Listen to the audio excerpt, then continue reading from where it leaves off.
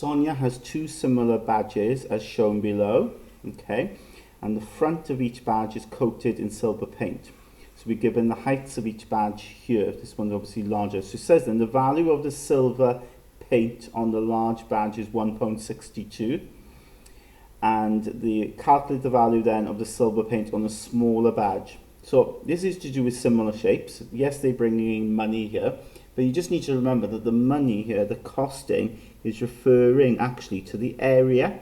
So even though you don't recognize this as area, we just need to appreciate that the cost is directly linked to the area because they have put silver paint on it, and paint is sort of obviously covering this area.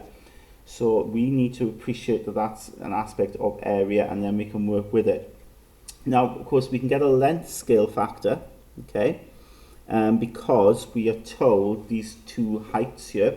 Now, there's obviously two ways we can go. We can either be making it larger or making it smaller in terms of the scale factor.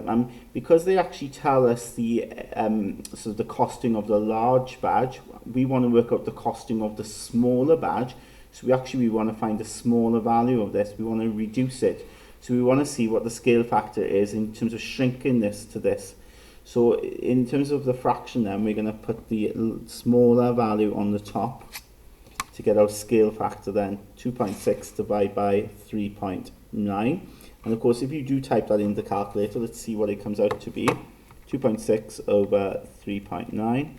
Okay, so if in that format, 0.6 is recurring, or it would come out to be 2/3. Okay.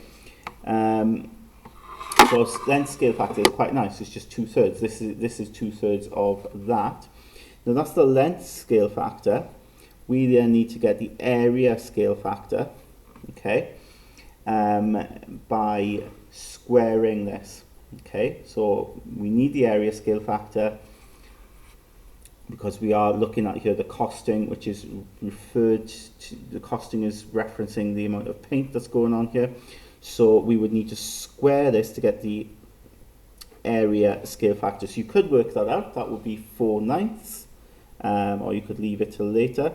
But that is the value we're going to use now to scale this to the cost of the smaller badge in terms of the paint that's needed and the cost. So that would be 4/9 times £1.62.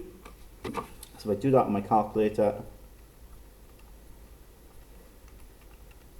I get 72 pence. Okay, so you can put a pound sign if you want and put it like that. So 0.72.